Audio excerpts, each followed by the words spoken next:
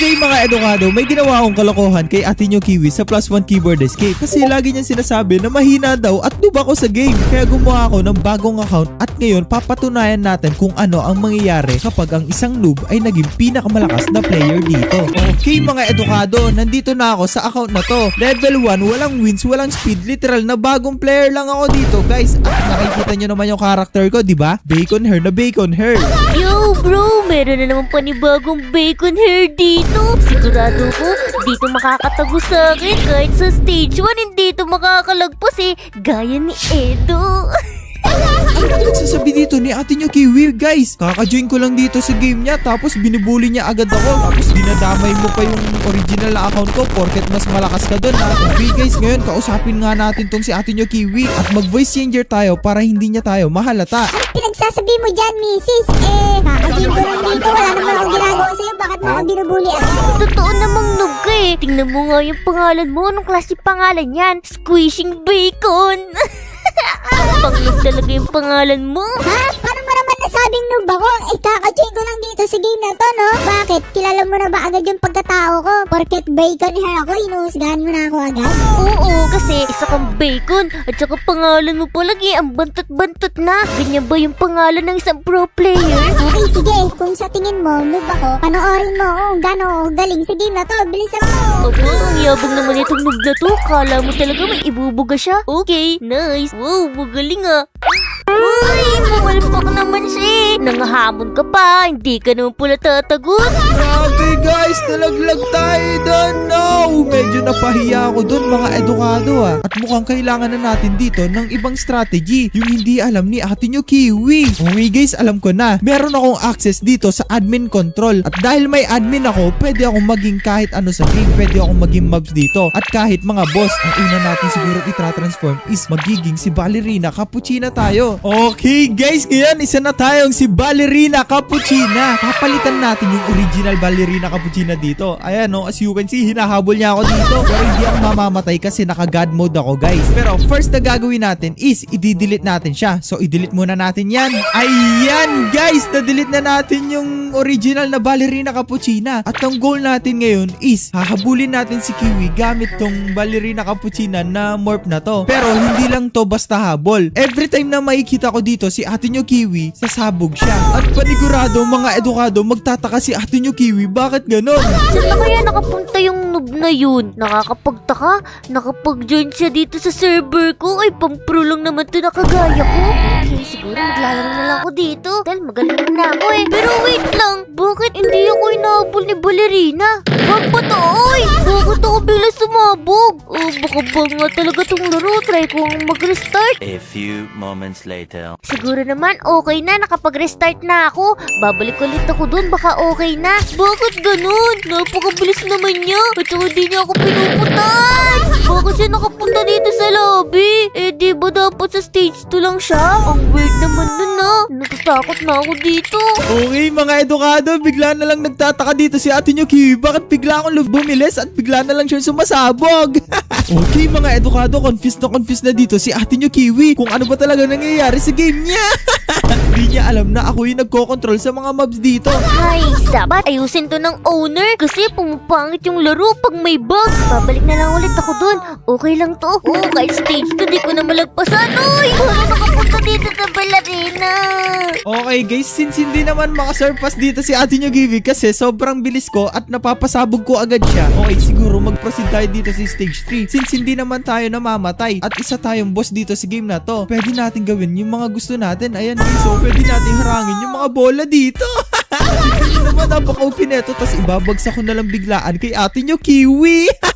Bag lang to, magaling akong player. Malalagpasan ko to. Bakit nawala si Ballerina? Saan naman kaya pumunta yun? Baka natakot na din sa akin yun. Uy, bakit naman nandito siya sa stage 3? Paano naman siya napunta dito? Okay guys, napansin na ako dito ni Ate Nyo Kiwi. Pero kahit hindi pa siya lumalapit, sasabog na siya guys. Ayan, so you can see, pasabugin na natin siya dito. Ayan! Hindi pa naman ako lumalapit, pero bigla ako sumabog. Paano naman nangyari yun? Okay guys, panigurado, takang-taka na yan kung paano nangyari yun sa kanya. Sobrang layo niya naman sa akin. Hindi ko alam bakit meron siyang hawak na bola. Napaka-imposible naman nun. Pero try natin duman sa kanya at iwasan natin siya. Baka sakaling makasurvive ako dito sa stage 3. Okay, dahan-dahan lang tayo guys. Ay! Grabe naman yun. Hindi ko naman siya dinikitan pero bigla na lang ako sumabog. Nakakainis na to ha. Magkakwit na lang siguro ako. Okay mga edukado, gaya na sinabi ko sa inyo, pwede ako maging sino at kahit anong gusto ko. Pero ngayon guys, siguro, lagpas muna tayo dito sa next stage tapos pa tayo dito. Ayan, para na tayong player dito guys kasi palipat-lipat tayo ng stage. Nalagpasan ko nga tong stage 1 at 2 pero hindi naman ako makalagpas. Ha? Wala na siya dito sa stage 3. Baka bumalik na siya sa stage 2. Siguro inayos na nung owner yung problema dito sa game niya. Baka pwede na ulit ako makapaglaro ng tuloy-tuloy. Uy, nandun na naman siya. Ano ba naman yan? Kahit saan naman. Nandun siya. Paano ko na malalagpas sa lahat ng stages dito kung nandito lang siya parati? Kailangan na lang natin sigurong bilisan at saka iwasan natin siya na mabuti. Ay! Grabe naman yun. Hindi ko pa nga nalalapitan pero napasabog na niya ako. Paano kaya nangyayari yun? Okay mga edukado, sa tingin ko ngayon mag-iiba na tayo dito ng mob. Ayan mga edukado, as you can see naman, kakaiba tong mob na to. Dapat wala pa to sa level na to eh. Okay guys, babalikan natin yung ballerina na yun. Hindi pwede yung ginagawa niya sa akin. Kumanda ka ballerina. Bakit napunta tong boss na to dito? Eh di ba dapat sa level 9 to? Bakit ang bilis niya? Paano naman ako makakalusad dyan? Ano ba naman? Ay! Okay, sa tingin ni Kiwi, malas na siya. Ang hindi niya alam is pwede ako mag-spawn ng mga boss dito. Hello, Mr. Bear. Baka naman pwede mo akong payagan makalusad dyan. Mabait naman akong bata. Uy, ano yun? Ha? Anong mabay dyan, Kiwi? Binuli-buli mo ako. Ayan, hahabulin ka ng army ko. Inahabol ako. Ang bilis naman nito. Paano ako makakatakas dito? Okay na lang. Ayan guys, sinahabol siya ng mob dito. Habulin natin siya tas pasabugin. Pero ngayon mga edukado, let's proceed para dito sa mga next level na to. Ayan mga edukado, napuntahan na natin dito yung kapatid ko. Let's go! Anong nangyayari dito? Bakit dalawa yung boss dito? At saka tingnan mo yung isa oh. Parang si Ballerina. Grabe, di ko na alam kung ano nangyayari sa game na to. Kailangan na talagang ma-report. Oh, uy, nagpa-parkour yung boss. Napaka-imposible naman nun. Wow, ang galing naman niya mag-parkour. Grabe naman yun. Parang dinaig niya pa ako. Parang talo pa ako dun ah. Grabe naman to. Ano bang ginagawa ng boss na to? Bakit nakatunga nga lang siya? Hoy, bumalik ka nga sa stage 10. Okay guys, kanina ko pa sinusundan dito si ate nyo Kiwi at nasa boss stage na siya. Di ko alam kung habulin din siya ng boss dito kasi boss din siya eh. Mag-work kaya yun? Tignan nga natin. Pero ngayon guys, susundan lang natin si ate nyo Kiwi kahit saan siya pumunta. Ay, ang bilis nun! Okay guys, hindi pala marunong si ate nyo Kiwi pagdating sa mga boss talaga dito. Kahinaan niya yun, kala ko pa naman pro yan. Uy, boss, kanina ka pa dyan. Di ka ba nababoring dyan? Uy, ano yung in-spawn niya? Grabe naman yun. Bigla na lang ako namatay. Ano bang nangyayari sa game na to? Diyos ko po. Pero ngayon guys, isa tayong ditong Gingerbird at ako ang magbabantay sa stage na to. Usually guys, wala talagang boss sa stage na to, pero pag nakita to ni ate nyo Kiwi, panigurado guys, magugulat yun. What? Ano to? Anong meron dito? Bakit meron boss na bird dito?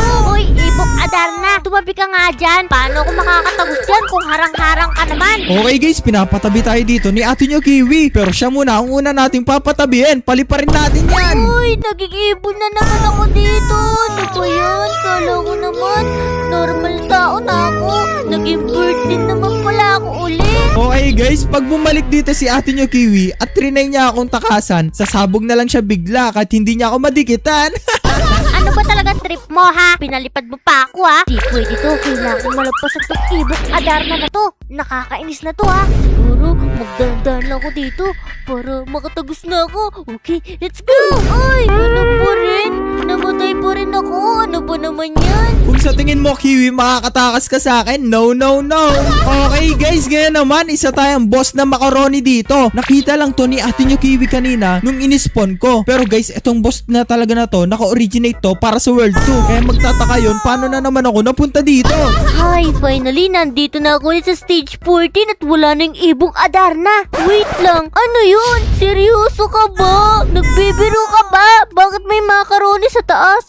Diba, sa World 2 lang dapat yun. Paano naman napunta dito yun? Inad na ba dito yun? Okay guys, ngayon abangan natin dito si ate nyo Kiwi at hahabulin natin siya pag nakarating na siya dito sa stage na to. Okay, finally, nandito na ako sa wakas. Sinusundan pa rin ako ng macaroni na to. Hindi pwede to. Kailangan ko siya matakasan. Nakakainis naman to. Okay, bye-bye. Hindi mo ko mahabol. Babay dyan Kiwi, hahabulin kita, bilisan mo, ayan na ako. Okay guys, sundan natin yan. Ayan, tulak natin yung mga bola na yan. Di tayo papatinag dyan. Hindi mo mahabol ang isang pro player na kagaya ko. Bebe. Malapit na ako Grabe sa guys, end. napakabilis tumakbo dito ni ate nyo Kiwi ha. Not bad ha. Uy, malapit na ako. Ayun na. Wait na lang natin mabukas. Yes! 150k wins! Yes! Paldong-paldo ko dito. Pero, saan nga ba yung exit dito? Hindi ko mahanap. Naku po, naliligaw na ako dito. Okay guys, grabe. Kala ko ba protong si ate nyo Kiwi, pero bakit hindi niya kabisado yung exit dito? Okay, let's go! Natapos ko na rin. Ito na yung end. Ngayon naman mga ka-edukado, papakita natin kay ate nyo Kiwi na kaya nating i-morph lahat. Siguro magbabago ako dito ng mga morph boss sa harap niya mismo. Uy, nandito na naman yung macaroni na to. Talagang sinusundan ako neto ha. Tinatakasan ko na nga to eh. Idol mo ba ako ha? Bakit paiba-iba siya ng anyo? Macaroni, ballerina, bird. Ano ba, bird? All this time, siya ba yung sumusunod sa akin? Sila ba yung sumusunod sa akin? Ano ba, naguguluhan na ako dito? Hindi ko na alam kung sino ba yun. Okay guys, ang hindi alam ni ate nyo Kiwi is hindi pa yan yung final form ko. Ngayon mag-transform na tayo dito sa final form ko mga edukado. Ayan guys, isa na tayong ganap na Eski dito. At di lang basta-basta Eski to guys. Pag lumapit dito si ate nyo Kiwi, panigurado sa sabog yan mga edukado. Ngayon, habulin na lang natin siya at tignan natin ano magiging reaction niya dahil may Eski dito. Ano naman yun? Malaking kick-up? No! Aalis na ako dito. Ano ba naman yan? Saan ba nanggagaling Okay yun? Kiwi, bilisan mo. Papunta na ako. Yari ka. Kailangan ko siya matakasan. Hindi niya ako mahabi dito. Ay. Okay guys, napatay natin si ate nyo Kiwi doon. Sayang, malapit niya pa man din matapos na yon. Ano ba yun? Sayang naman yun. Nagpakahirap-hirap pa ako doon. Ang lapit-lapit ko na eh. Ang effort talaga ng kick-up na yun. Nakakainis siya. Grabe yun mga edukado. Natroll natin si ate Kiwi nyo. Gamit lang yung mga morphs dito. Pero sa tingin ko guys, that's it for today's video. Ayoko na, kung gusto nyo pa i-prank si ate nyo Kiwi, comment nyo dyan. Bye bye.